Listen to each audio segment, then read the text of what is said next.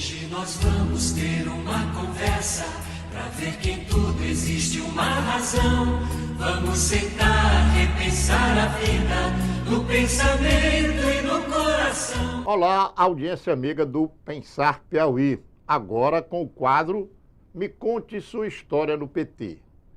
Quando eu idealizei esse quadro, a minha proposição era registrar a história de militantes do Partido dos Trabalhadores. Publicar em vídeo e deixar aí. As pessoas vão assistir, vão saber da história daquele entrevistado, daquela entrevistada, e um dia, quem sabe, isso pode ajudar em alguma pesquisa. Pois bem, hoje estamos com o quadro Me Conte Sua História no PT e o meu convidado de hoje, ele também tem esse ofício de registrar a história do Partido dos Trabalhadores. Ele faz um registro fotográfico da vida do PT. Tem um evento do PT, está ele lá, com suas câmeras fotográficas, com seu celular, fazendo alguns vídeos e muita fotografia. Então, o Partido dos Trabalhadores do Piauí pode contar sua história de vida pelas lentes do meu convidado, Nassar Jadão. Nassar, muito obrigado por você ter vindo aqui ao Pensar Piauí. Vamos aí contar sua história de militante no Partido dos Trabalhadores. Seja bem-vindo, é um prazer recebê-lo. Oscar, obrigado. Eu acho que é a primeira vez na minha história toda que eu estou na frente das câmeras. Normalmente eu estou por trás dela. E sendo entrevistado, é o meu primeiro podcast, eu nunca participei de nenhum até agora. E eu estou sendo entrevistado logo por você, que para mim é uma referência. Talvez você não saiba disso, mas eu quis trabalhar com comunicação muito espelhado em você. Você, para mim, sempre foi uma referência, ter muito respeito e admiração. E está sendo a primeira vez que eu estou sendo entrevistado por uma figura que eu respeito e admiro tanto, para mim é uma honra. O Nassar, ele tem essa coisa, quando ele está com alguém, ele elogia. Mas, Nassar, me diga aqui, eu agradeço aí suas palavras, mas eu sempre começo perguntando pelas origens. Eu queria que você falasse um pouco sobre seu pai e sua mãe, quem são, o que fazem. Então, eu queria que você falasse aí sobre seu pai e sua mãe. Bom, meu pai morreu em 79, né? Já não é mais vivo. Já não é mais vivo. Eu tinha 7 anos de idade quando meu pai morreu e eu fui criado pela minha mãe. Minha mãe é uma filha de árabe. Você é aqui de Teresina? Sou. Minha mãe é do Maranhão, de Dom Pedro, uma cidade do interior do Maranhão. E é filha de árabes? Minha mãe é uma filha de árabe chamada Salime. Foi quem me criou sozinha, ficou viúva com 23 anos. Imagina, se hoje eu sou hiperativo, tu imagina eu com 7 anos de idade. Minha mãe teve muito trabalho comigo. Demorei muito a ser compreendido, porque eu era muito hiperativo. E minha mãe teve muito trabalho comigo. Eu tenho 3 irmãos, né? A Laura, que é filha do meu pai também. Ficou eu e a Laura Milena. E a Ranila e o Davi, que são meus irmãos. Não tem esse papo de meu irmão, não. São meus 2 irmãos, mas são filhos de outros casamentos da minha mãe. E aí, você nasceu em Teresina, morou em qual bairro, quais bairros, estudou por onde? Como foi sua infância? Assim que da morte do meu pai, nós passamos um período de ajustes, né? Eu, minha mãe e minha irmã. Então, nós fomos para São Luís, porque a família da minha mãe era de São Luís. Depois nós voltamos para cá, porque minha mãe não se adaptou muito a... Minha mãe muito jovem, com 23 anos de idade, então ela demorou a se ajustar. Depois, quando a gente veio embora para cá, nós moramos no conjunto, no centro, na Bocaiúva, durante um tempo. Depois a gente mudou para a Zona Leste. Aí muitas coisas aconteceram, Oscar. Sucessivo, minha mãe casou de novo, a gente foi para Parnaíba. Então, foram sucessivas coisas. Eu fui embora para o Mato Grosso do Sul, quando eu tinha 18 anos. Minha vida foi muito turbulenta. Até eu poder me encontrar mesmo, houve muitas coisas acontecendo num espaço muito curto de tempo. E eu costumo dizer, até nisso o PT foi muito fundamental na minha vida. Porque eu só vim encontrar um rumo depois que o PT entra na minha vida, que aí é a história que nós vamos contar aqui agora. Daqui a pouco. Você disse que o PT entra em sua vida e dá um rumo. E eu disse que você fazia o registro da história do PT através da fotografia. A fotografia na sua vida vem antes ou depois do PT? Durante. Durante. Né? Eu entrei no PT em um período, na campanha do Lula de 89. É uma coisa engraçada em mim, eu sempre me causava muita indignação e incompreensão por que a vida era tão injusta com determinadas pessoas e tão benevolente com outras. Foi um questionamento que eu fazia desde criança. Eu sempre andei muito em periferia, sempre gostei muito de andar... Essa indignação que você sentia foi o que te levou para o PT? Foi o que me aproximou. Só contar aqui. E eu via muita gente talentosa na periferia, muita gente talentosa, pobre, que não conseguia exercer o seu talento por falta de oportunidades. Isso nos anos 80. E aquilo me chamava muita atenção. E muita gente tendo oportunidades e jogando essas oportunidades no mato, porque eram ricas. E aquilo me chamou curiosidade. Por que aquilo acontecia? Você continua já, eu vou só anunciar aqui para a nossa audiência que enquanto a gente estiver conversando, fotos que o Nassar fez sobre a vida do PT, as atividades do PT, vão ficar passando aqui. E lá no final da entrevista, quando desaparecer a cara do Oscar e a cara do Nassar, a gente amplia a foto para todo mundo ver. Então, aí, a campanha de 89, eu vi o Lula falando nas prévias da campanha, e aquilo me chamou, porque o Lula estava falando de oportunidades, de dignidade para quem é pobre. E aquilo, numa entrevista na TV Bandeirantes, ele estava sendo entrevistado foi a primeira... Canal Livre. Isso. Foi a primeira vez na minha vida que eu vi o Lula falando. Em 89, no Canal Livre, exatamente. E aquilo me chamou, e eu fui atrás, no que a gente tinha acessível naquela época, que era revistas, jornais. E eu disse, aqui que é meu rumo. Nessa época, 89, as lideranças emergentes aqui no Piauí eram o Nazareno Fonteles, o Antônio Zé Medeiros, iniciando a sua carreira, o Wellington Dias. E eu fui atrás desses personagens. Eu não conseguia assimilar que aquilo era um partido político, mas assim, que pessoas que lutavam por melhoria da qualidade de vida das pessoas que não tinham oportunidades. E o Antônio Zé Medeiros, sendo bom de discurso, era vereador na época. Ele foi eleito em 88 e era vereador na época. Então, veio a campanha do Lula. O comitê do Lula aqui era ali onde era a antiga escola técnica. Aí eu fui pegar uns panfletos. Até então não tinha muita compreensão do que era aquele... Eu sei que era um partido político. Não, eu sabia que aquilo era do Lula e o Lula representava, em tese, aquilo que eu defendia como ser humano. Bom, aí começou a minha história, daí eu não... Aí a fotografia... Eu posso dizer que a sua chegada ao PT se deu, inclusive, via um veículo de comunicação, que você disse aqui que viu Lula na TV, né, na Bandeirantes, no Canal Livre, e aí você se identificou. Exatamente. E saiu à procura. Então, aí... E nessa época, havia o PT estava num processo de construção. Nós éramos ainda muito incipiente, um partido... Eu me lembro que a gente não tinha nem 10 deputados federais no Brasil todo. Que a meta de 90 era fazer um deputado estadual em todo o estado. E um deputado federal, pelo menos, em cada estado. Era um deputado estadual e um deputado federal. Veja o que era a meta do PT na eleição de 90, que o Antônio Neto foi o candidato aqui. Aí eu fiz a campanha do Lula toda. Em 89. Em 89. O que você fazia na campanha do Lula? Quais eram suas atividades? Literalmente carregava uma bandeira. E me sentia muito útil com aquilo. Tinha prazer. Tinha prazer.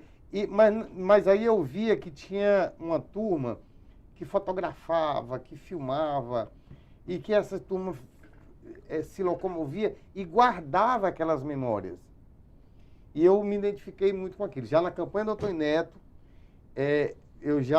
que foi de 90, eu já começava... O Cantídio tinha uma produtorazinha pequena, tu lembra? Sim. Era que ele que fazia Alguns registros e tal. Cantídio já foi tema nosso aqui no Me Conte Sua História no PT. Então, e ali foi a primeira vez que eu tive ideia do que era a produção de uma campanha, os registros fotográficos, que aquilo poderia ser guardado, que eram imagens, que era história.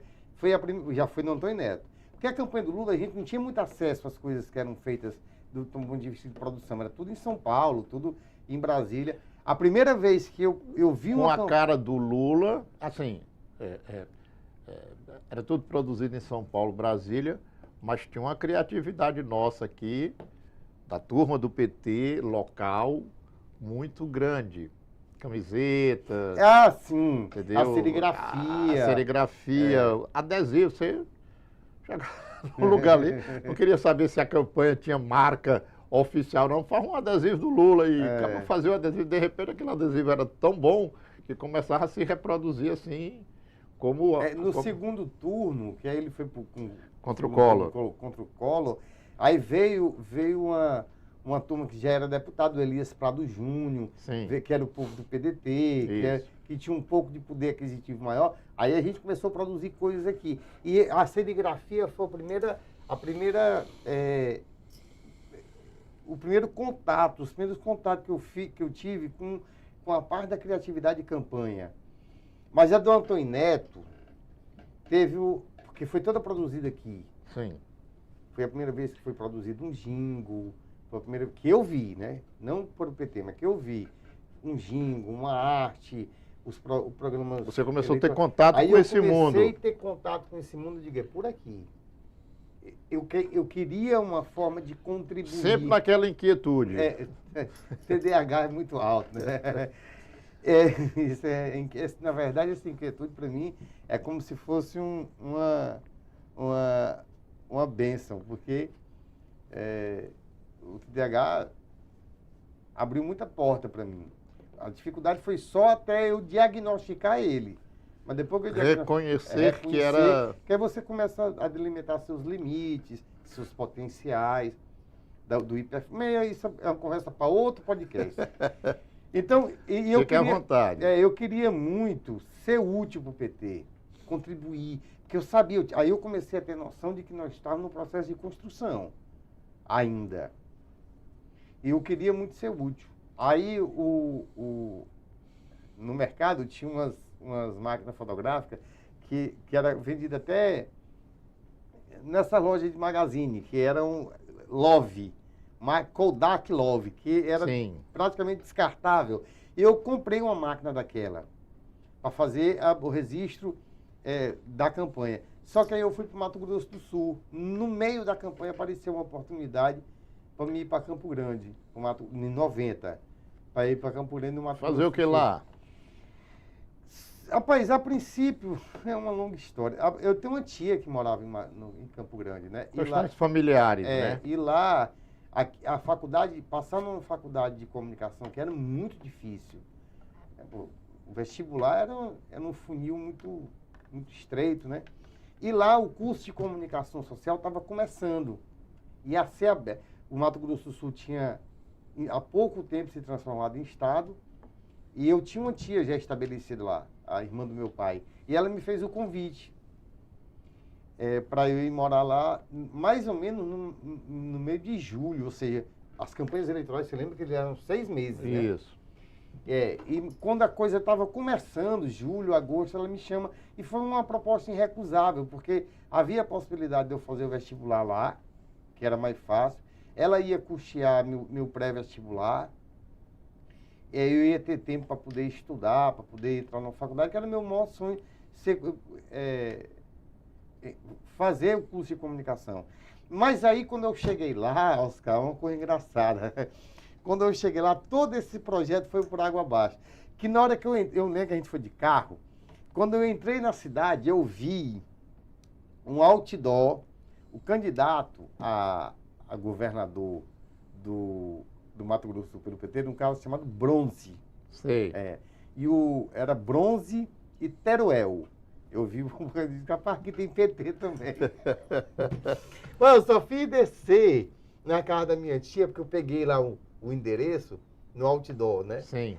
Peguei o endereço e não era muito difícil encontrar as coisas. Sim. A Cidade não era muito grande. Não era muito grande. Eu desci do carro, deixei minhas coisas na casa dela e fui atrás da saída do PT. Aí acabei que lá no Mato Grosso do Sul, e eu sou muito grato, ainda hoje tenho amigos lá ainda, grandes amigos, eu não posso deixar de reconhecer isso. O Zeca do PT, que é o deputado estadual, foi governador, né, e tal, me acolheu muito bem. Aí lá eu tive a oportunidade de conhecer pessoas durante a campanha do bronze.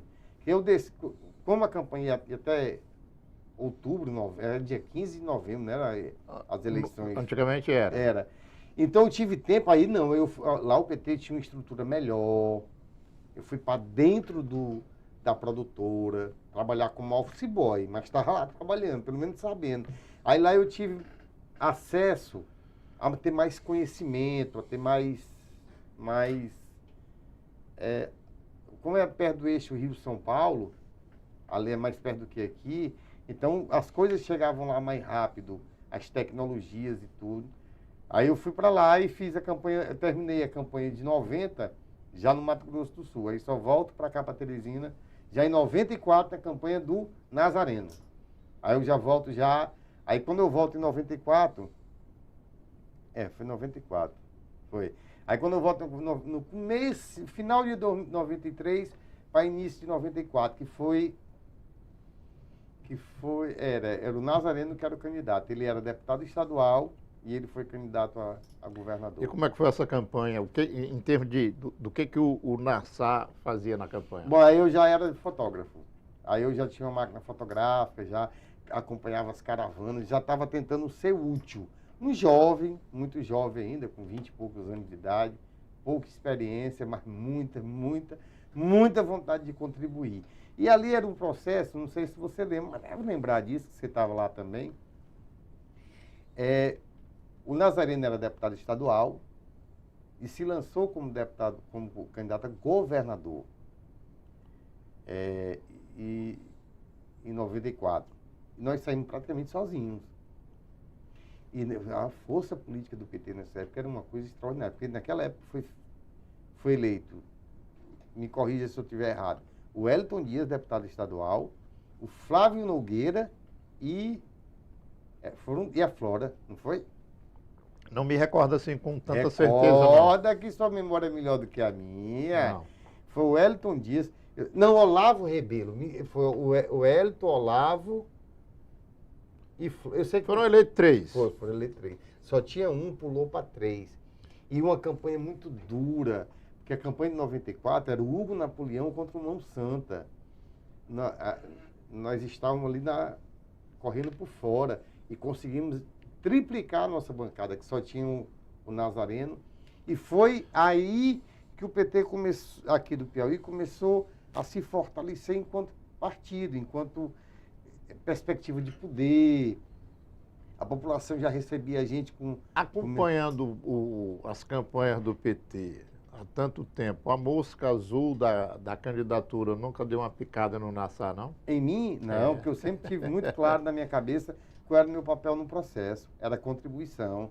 Não, isso não passa pela minha cabeça. Eu acho que no jogo, Oscar, cada um tem o seu papel. E a coisa se confunde na cabeça das pessoas quando ela não tem isso muito claro, entendeu? Eu sou um cara de esquerda. Eu não estou no PT por uma brincadeira. O PT, para mim, não é um partido político de brincar. Não. Eu tenho porque eu sei que ele é um instrumento de transformação social. Foi para isso que eu entrei nele. Eu sei que vira e mexe, ele passa por essas transformações e se perde no meio do caminho, porque faz parte do processo de amadurecimento e construção de todo partido de esquerda no mundo todo. Na Itália foi assim, na Espanha foi desse jeito. A Europa toda, os partidos de esquerda passaram por suas reconstruções necessárias. Mas, para mim, o poder ele só serve se for para mudar a vida das pessoas. Então, e nesse processo de modificação, cada um tem que ser o seu papel. Eu acho que a gente precisa de ter bons economistas, bons juristas, bons estrategistas políticos na retaguarda de nossas lideranças. E eu tenho noção que eu não sou liderança. Eu sou uma pessoa que sempre procurou estar na retaguarda ajudando as lideranças. O PT reconhece o trabalho desse militante? Não, é quem tem que falar. Eu não sei. Eu não sou a pessoa mais apropriada para lhe dar essa resposta. Até porque, Oscar, deixa eu deixar uma coisa clara para você. Quando você faz essa avaliação de reconhecimento, parece um comércio. Parece que eu estou fazendo algo em troca de alguma coisa. Entendeu? Eu nunca busquei ser reconhecido. Você é um cara da área de comunicação, você sabe o tanto que é difícil. Eu estou falando mesmo de dinheiro. O tanto que é difícil fazer comunicação no Brasil e no mundo todo. Difícil porque é caro. Então, tanto que é difícil e dispendioso. Eu ia te falar uma coisa sobre máquina fotográfica. A única coisa de uma máquina fotográfica que custa menos do que R$500 é a pilha do flash. O resto tudo é acima de 500 conto. Então é evidente que para eu trabalhar, eu preciso de dinheiro, preciso de reconhecimento. Mas eu não faço as minhas coisas que eu faço em função disso, de ser reconhecido. Eu faço em função da paixão que eu tenho pelo que eu faço. Eu acho que o reconhecimento é uma consequência do que nós estamos fazendo. Agora, veja bem, Mas o reconhecimento aqui, ele tem, digamos assim, duas nuances. Uma da valorização através de pagamentos que cubram os custos que você tem no exercício da fotografia e mais alguma coisa para você, porque você não vai viver de filantropia. E a outra nuance é aquela do PT entender que o trabalho do Nassar é importante para ele. Então, na realidade, quando eu perguntei, o PT reconhece o seu trabalho, é muito mais nesta nuance segunda que eu falei aqui do que mesmo da questão do dinheiro. Tá. Isso é uma coisa delicada, porque assim, a gente tem que contextualizar um pouco essa resposta. Eu vivo num partido, e eu tenho noção, um partido muito democrático que tem suas brigas de disputas internas acirradas, certo? Embora eu tenha um lado, eu sou da CNB, com identificação ideológica, mas eu sempre fui muito insubordinado, do ponto de vista não é insubordinado, a palavra não é bem essa. Minha mulher até disse para mim não falar essa palavra. Já falou. Já falei, pedi desculpa. Mas eu sou muito indisciplinado. Eu não obedeço 100% aquilo 100%, que sua corrente determina. E isso eu pago um preço por isso. Eu sei. Eu sei disso.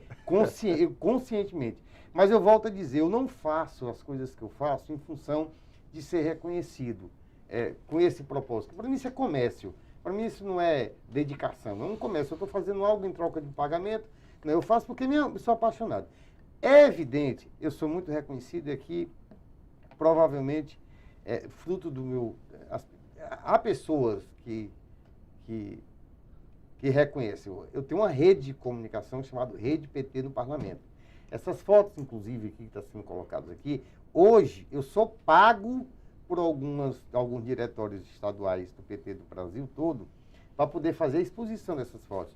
Porque, Oscar, tem uma coisa que me surpreende, assim, e depois o que é? Falar. No Brasil todo, o PT do Brasil todo é encantado com o PT do Piauí. Por com quê? A forma do PT do Piauí fazer campanha. Com a forma... Eles ficam besta quando eu mostro foto do Rafael, do Wellington Dias, no meio do povo, fazendo caminhada. Nenhum lugar faz isso. Como se faz aqui no Piauí, não. Então, hoje temos reconhecimento porque, meu amigo, são 15 anos de PT no parlamento, de dedicação exclusiva, e eu tenho minhas parcerias. Hoje eu sou feliz. Se eu sou reconhecido, aí é outra conversa. Mas é feliz. Mas eu sou demais com o que eu faço, com minha realização, de poder hoje, eu vou uma vez por mês a Brasília fazer a pauta do PT no parlamento, em Brasília, poder fazer isso sem ter que ficar mendigando o apoio de ninguém. Eu vou porque eu compro minha passagem, pago meu hotel e vou-me embora. Então eu não fico esperando o PT me dar passagem, o PT reservar hotel para mim. Eu acho... Eu já pulei esse estágio. Então eu estou feliz porque hoje eu consigo, com minhas próprias pernas, e muita ralação, mestre. Eu ralei muito para poder chegar até aqui.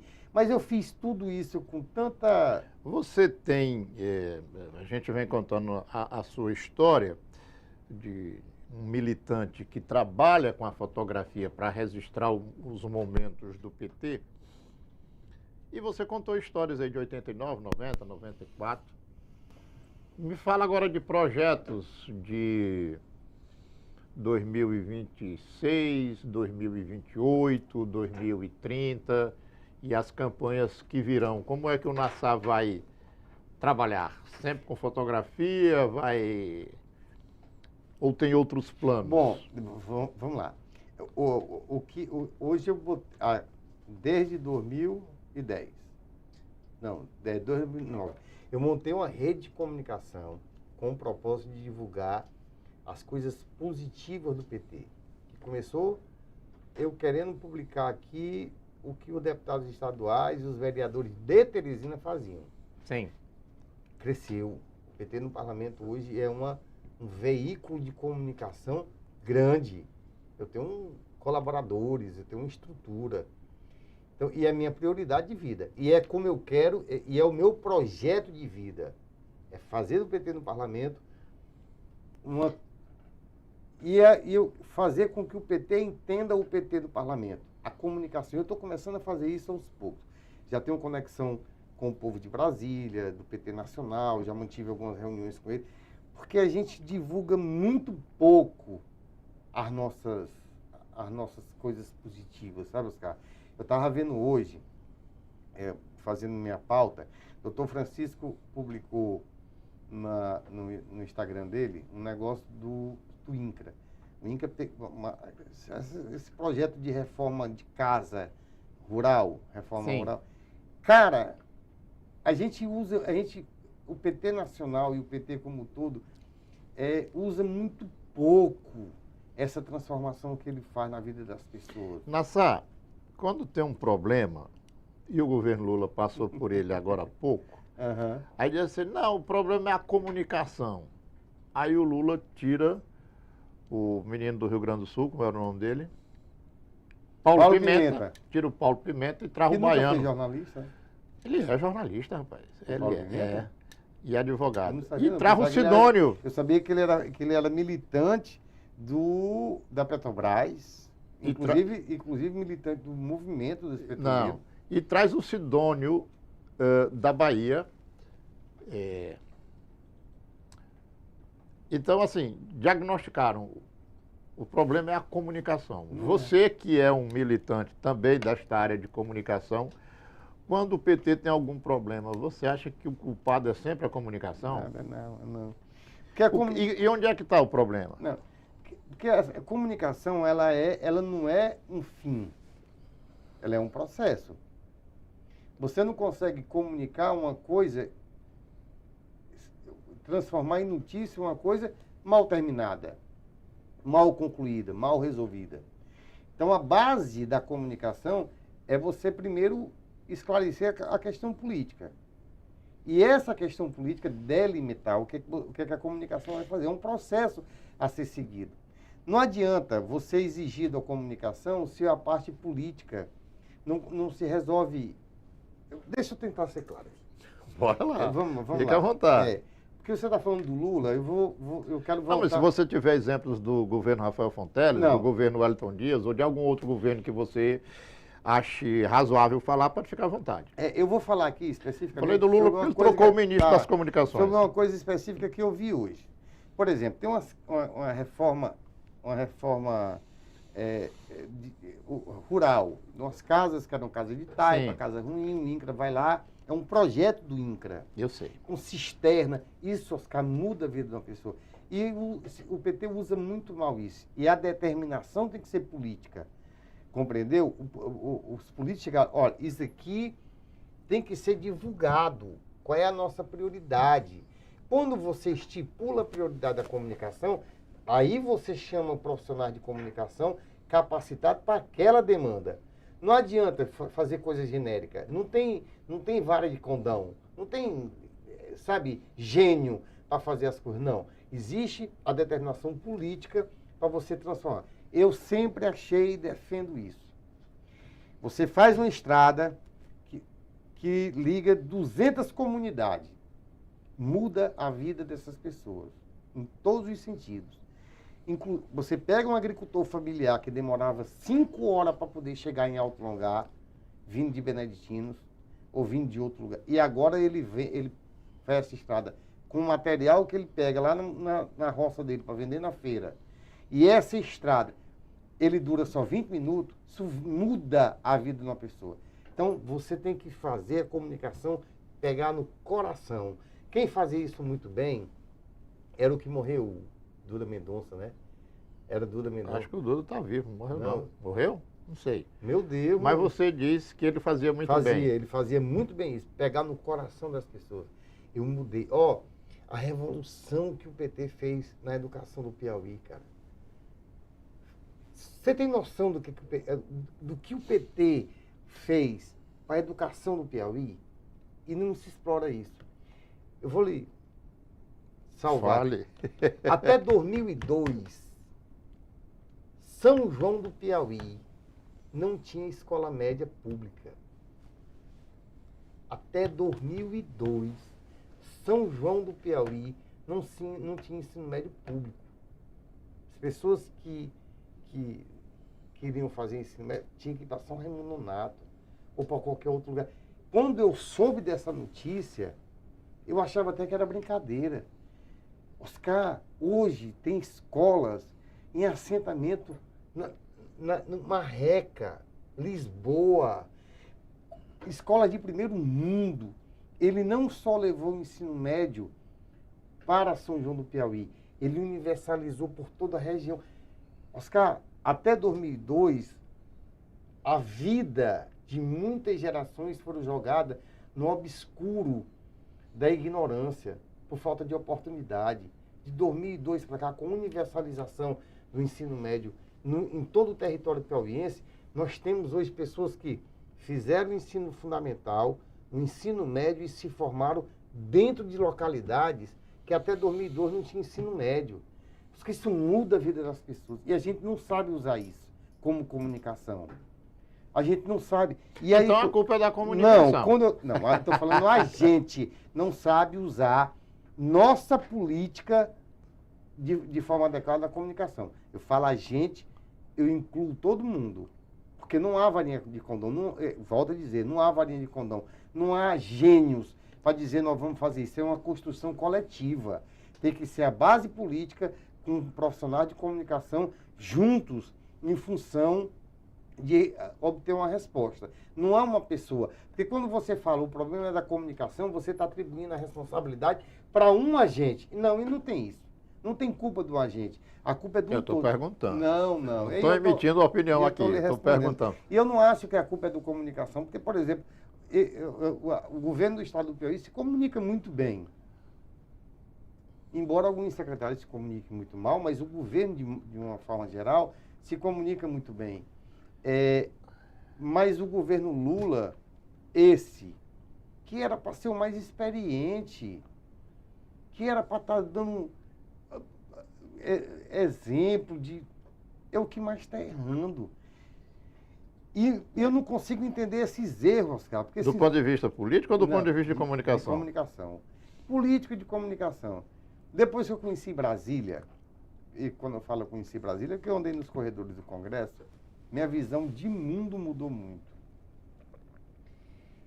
Eu acho que colocar a culpa dos erros do governo Lula na comunicação é um equívoco. Porque o problema é que o governo não se comunica um com o outro. A impressão que se tem é essa. É que o governo não se comunica, o governo Lula não há uma comunicação entre eles. Entre o próprio governo, talvez pela disputa. Que disputa? Meu amigo, o Congresso Nacional é uma disputa. A Câmara dos Deputados. Oscar, depois que eu conheci Brasília, as coisas, minha visão de mundo mudou muito. Tá. Lula conviver com essa Câmara, principalmente com essa Câmara do jeito que ela está. É a tal da governabilidade que você está falando? O orçamento secreto Sim. da gestão passada, que terminou em... Sim, Foi que viabilizou a eleição desses deputados que estão aqui agora. sim. Então, você tem aí praticamente 1/3 do Congresso Nacional eleito com emenda parlamentar. Sim. O Centrão, lá dentro, eles... Rapaz, o Centrão é tão artista que eles juntos têm... Quantos ministérios? Parece que 11. O Centrão, Isso. 11 ministérios. E se posiciona como oposição. Deixa eu Tu consegue Deixa eu imaginar dar uma desviada aqui no nosso Bora, vamos lá. assunto. Você O falou papo muito, tá bom, não tá não? você falou muito de fotografia, Vamos lá. mas eu queria parar, queria ouvir o militante petista, mas não nesse tocante que você está falando aí das suas idas para Brasília, como é o mundo político lá. Eu quero extrair da sua visão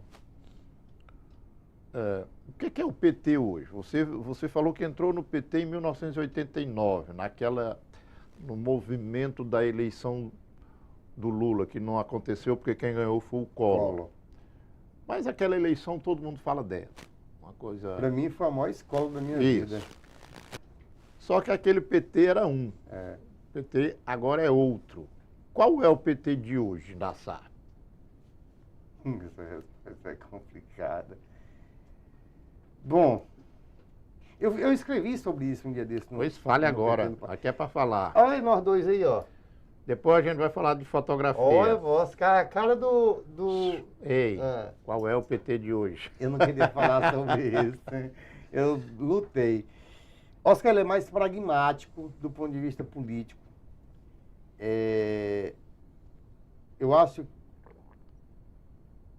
que o crescimento do PT institucional, de muitos deputados, muitos prefeitos, e aí não estou falando só do Piauí, não. Sim. Acho que aqui, dos problemas que o PT tem, o Piauí é o menor. Ok, mas prossiga. Eu acho que a gente se perdeu dentro nos corredores dos gabinetes. São muito confortáveis, muito frios, e a gente esqueceu a rua, a nossa ligação com o movimento social, a nossa ligação com os anseios da população. E a maior prova disso é que o setor que a gente mais dá resposta enquanto governo, as pesquisas mostram que são mais antipetistas. A periferia. O PT está perdendo coeficiente eleitoral na periferia do Brasil, que é onde é mais assistido pelo PT. Então, quando se fala isso é um problema de comunicação, não. Isso é um problema político, isso é um problema conjuntural. E por que conjuntural? Os deputados esqueceram muito. Cada gabinete é um partido. Cada deputado é um presidente, delibera como se fosse presidente do PT. Isso é muito ruim para o partido. Por isso Temos problema no parlamento. Hã? Temos problema no parlamento. Inchaço demais? Não, eu estou perguntando. Você está dizendo que cada deputado é uma coisa assim e tal, que não está tudo no ar-condicionado. Então, eu estou perguntando. Os deputados são um problema para o PT? Não. Eu acho que o PT é que não sabe orientar direito as suas bancadas. Não exige deles mais participação, mais mobilização. Não, o deputado, não, eles cumprem cada um o seu papel. Até esses novos petistas que estão vindo, eles já sabiam, a gente já sabia como é que ia ser o papel deles aqui. O problema é que a gente não se impõe. Eu chego na casa dos outros, a regra tem que ser dos outros, não pode ser a minha. E a gente não delimitou isso, a gente não deixou isso bem acertado nesses acordos. Eu respeito muito as estratégias políticas de governabilidade. Eu compreendo que sem essas estratégias a gente não ganha eleição. E ela é dialética. A gente só transforma uma sociedade ganhando eleição. O problema não é ganhar mais eleição, porque eleição a gente ganha. O problema é como é que a gente administra os conflitos internos. Mas isso não é uma característica só do PT. Isso é uma característica do partido de esquerda, que deixa de ser o gritador e passa a ser o administrador. É normal. Isso faz parte do processo de se administrar, é gerir conflitos de interesses. e você tem esse processo de amadurecimento, de reconstrução. Eu acho que o PT precisa de um restart. Como é que é? Apertar um botãozinho e começar tudo de novo. PT. Mas eu acho que é o meu ponto de vista. Você disse agora há pouco que o PT estava transformando a vida das pessoas, Tava, falou do INCRA, falou tava. da Escola de São E João. continuo dizendo de novo. E aí você está dizendo que é para começar tudo de O novo? povo saber valorizar Não o que é a o gente fez. hiperativismo do Nassar, não? Não. Mas veja, não quer dizer que eu seja o dono da razão. É como eu vejo as coisas. Não quer dizer que essa é a melhor saída. É como eu acho... E fazer restart não é sair do cenário político, Esquecer não. tudo. Não. Fazer restart, a gente precisa sair do gabinete. A gente precisa voltar para a rua. A gente não tem mais poder de mobilização, Oscar. A gente faz uma mobilização na rua, dá 20 pessoas. Eu tenho foto aqui de mobilização nossa que a gente fez no pior momento do PT, que era uma verdadeira caça às bruxas, que foi a partir de 2010, impeachment da Dilma, prisão do Lula. A gente mobilizava 500, 700 pessoas sem WhatsApp, sem rede social. Por que isso acabou? Culpa do PT? Não. Não sei se isso é culpa Você do estava PT. falando que Não, tem que mas eu não- apertar no botão e reiniciar tudo de novo? Eu acho que a gente precisa apertar o botão de restart, começar tudo de novo. Fazer um congresso, restabelecer novas regras e a partir dali a gente Refundar o partido? refundar o partido. Você já defendeu isso. Não. Já, sim. Eu disse já, apenas- eu tenho prova porque eu tenho isso escrito. Não, eu disse no apenas Congresso que o do PT não devia se transformar no partido dos deputados. Eu disse. Não, E assina embaixo. você tem isso escrito. O último congresso do PT foi o 8º. Você disse que era a oportunidade, eu tenho isso aqui guardado lá em casa, a oportunidade histórica do PT se refundar. Porque Eu disse isso. esse está escrito, era a oportunidade, e o PT havia perdido a oportunidade, e eu, hoje, com o amadurecimento que eu tenho, eu acho que vai ter um congresso agora, está sendo chamado o nono Congresso Sim. Nacional do PT, que vai ser em Brasília, provavelmente depois do PED. Eu acho que essa é a oportunidade da gente se refazer as nossas regras, ser mais rígido, voltar a ser um partido de esquerda, de mobilização, mais moderno. Não é mais de esquerda o Com PT. É um partido de esquerda, fundado nos anos 90, que vem empurrando com a barriga determinadas mudanças que precisavam ser feitas e não foram feitas. Se adaptando, como quem diz, como o Wellington usava um termo, era uma carrada de melancia que ia se ajustando no decorrer da Trajetória do caminhão. Da trajetória do caminhão. E Nossa. nós fomos mais ou menos isso. A gente foi se ajustando. Foi Mas- se acostumando com a governabilidade Isso. e com a E a melancia- política institucional que havia por aí. E as melancias foram se ajustando. A gente precisa parar. E se houver mesmo esse congresso no próximo ano, aliás, agora no próximo semestre, eu acho que é a oportunidade da gente refazer nosso código de ética, refazer nosso regimento interno, ser mais rígido na cobrança. Ou a gente faz isso, ou a gente está correndo um grande risco. Veja bem, isso é um grande risco mesmo, de se transformar um grande MDB. Onde as pessoas vêm para cá com a bandeira de afinidade popular, mas na verdade é uma federação de um monte de gabinetes. Eu não quero, eu sinceramente eu achava muito triste se o PT se transformasse nisso, e vou trabalhar com tudo que eu tenho para que isso não ocorra. Eu espero que não ocorra e acredito que não vai ocorrer, porque o PT ainda tem muita gente como eu apaixonada por ele, de paixões incondicionadas. E eu acho que esse pragmatismo aqui é passageiro, ele passa, ele vai passar. Será? Tem gente que não acredita, como você mais, né? Deixa eu lhe falar o seguinte. Eu vou dizer alguns nomes e você vai me dizer o que passa na sua cabeça. Certo, vamos lá. Eita, Regina Souza, respeito e admiração. Assis Carvalho, Saudade, muita Wellington Dias, referência em todo mundo. Ribamar Santos, Base. O Ribamar fazer o que o Ribamar fez, com os poucos recursos que o Ribamar teve, para mim, ele não é só um exemplo, ele é... O Partido Comunista Chinês, ele tem uma coisa que a gente deveria ter aqui com o Ribamar, era um estátua dos seus fundadores. Rafael Fonteles, O cara que vai revolucionar o PT. Francisca Trindade. Saudade muita. O Rafael vai revolucionar o PT como? Ele está ensinando o PT a ser pragmático. Ele? Ele ensinando... O PT não era pragmático. Não. O PT era romântico demais. Veja, e aqui, o que eu vou... O que é ser pragmático? Ele é o único governador do Piauí, do PT, que eu vejo até agora. Nenhum outro tem. Nenhum outro... Nem O quê? Tem o quê? Essa afinidade que ele tem. Rapaz, você vê o Rafael numa feira do interior do Piauí e o Rafael falando para uma plateia de empresário do agronegócio. É a mesma firmeza e você pode não concordar com ele, mas ele tem uma solidez no que ele defende.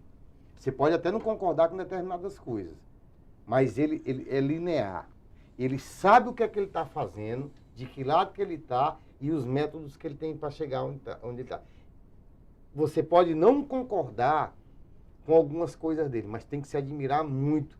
E esse é o futuro do PT. Evidentemente... Você não concorda com algumas coisas do Rafael? Sim, claro. Uma que você não concorda. Eita, Oscar. Não, mas deixa eu primeiro... Que é isso, Não, rapaz? eu vou falar. Tá. Vamos lá. Porque eu quero deixar claro assim, a minha visão, por que o Rafael vai revolucionar o PT. Eu queria deixar isso muito claro. Foi minha experiência que eu vejo. Os governos do PT se perderam muitos. Tá? Você pega, tirando, que para mim aquilo não foi PT, mas o Camilo Santana... Não foi PT? Não, ele não foi o governo do PT, ele foi um acidente de percurso da família do Ciro Gomes. Aí ele soube lá dentro, já no segundo governo, fazer a sua estrutura. Mas aquele governo não era petista. Ok. E o Elmano não faz um governo tão pragmático como o Rafael faz. O Rafael, ele tem uma capacidade de... Primeiro, eu acho que isso vem de berço por causa do pai. Ter noção dos compromissos do partido, de que lado o partido está, sabe? Das políticas públicas voltadas sempre para melhorar a qualidade de vida de quem é mais pobre. O que ele está fazendo na educação, aqui, escola de ensino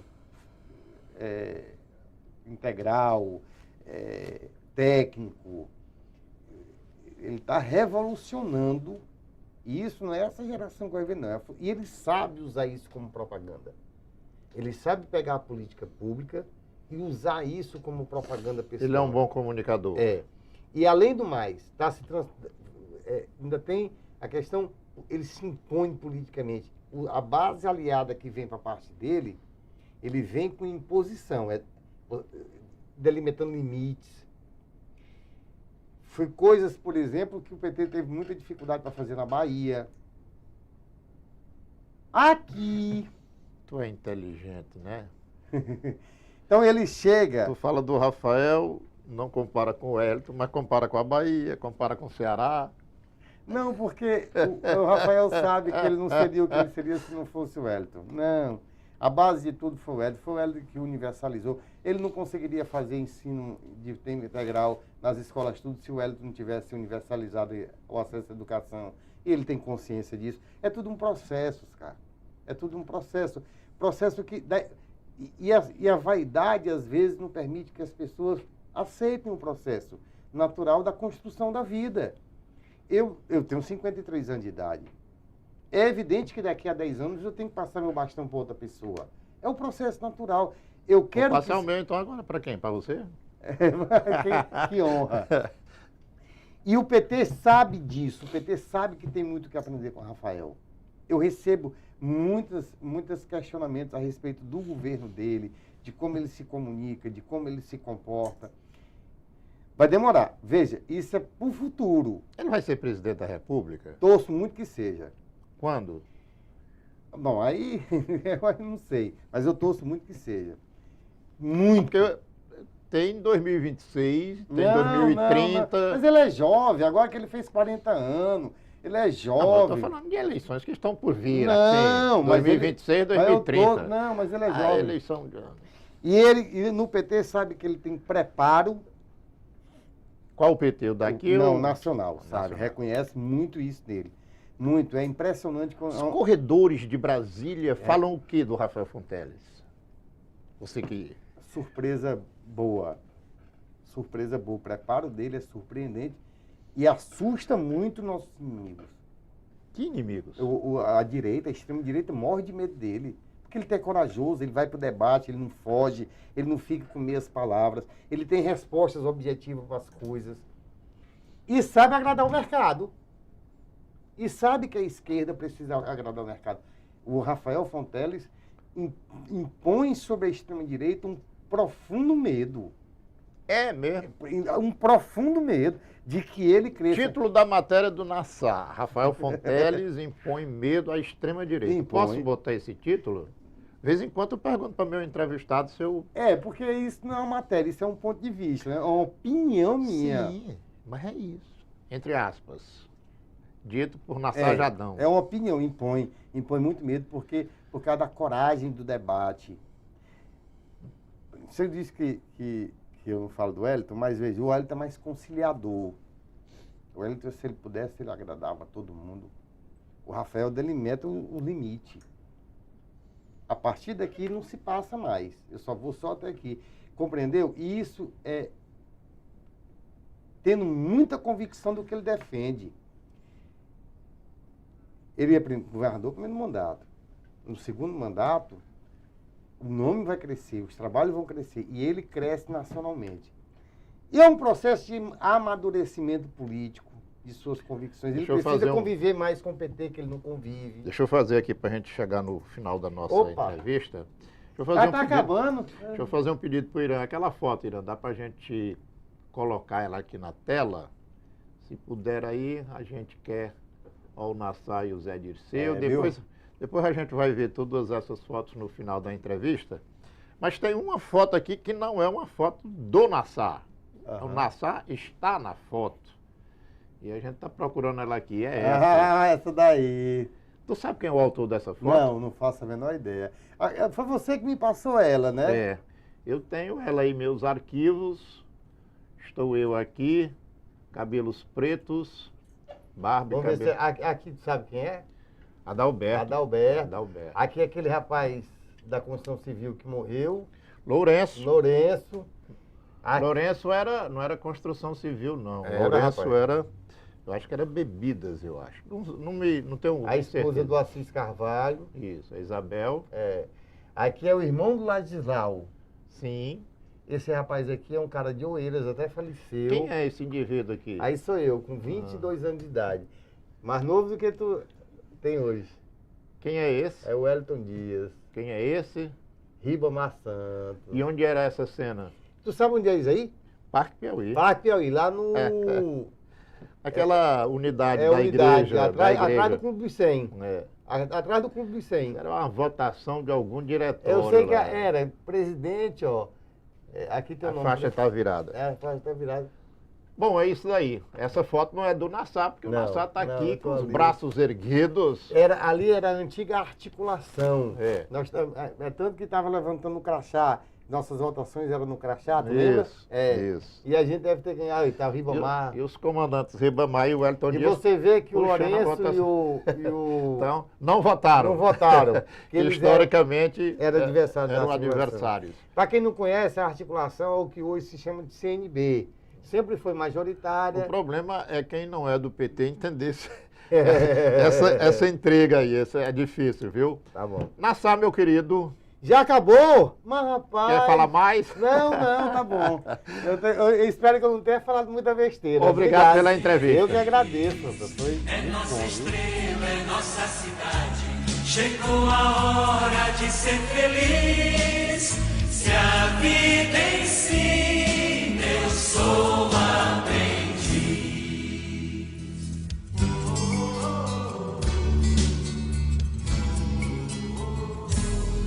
Uma cidade parece pequena se comparada com um país, mas é na minha, na sua cidade que se começa a ser feliz. Olho no olho, quem fala a verdade, presto atenção e o coração me diz: se a vida ensina, eu sou aprendiz.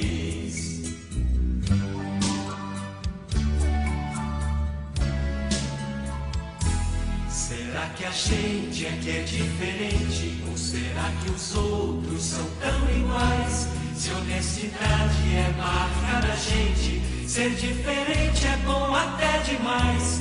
É minha estrela, é minha cidade, gente sincera que vem e me diz: chegou a hora de ser feliz. É nossa estrela, é nossa cidade, chegou a hora de ser feliz. Se a vida ensina, eu sou aprendiz. Hoje nós vamos ter uma conversa pra ver que em tudo existe uma razão. Vamos sentar, repensar a vida no pensamento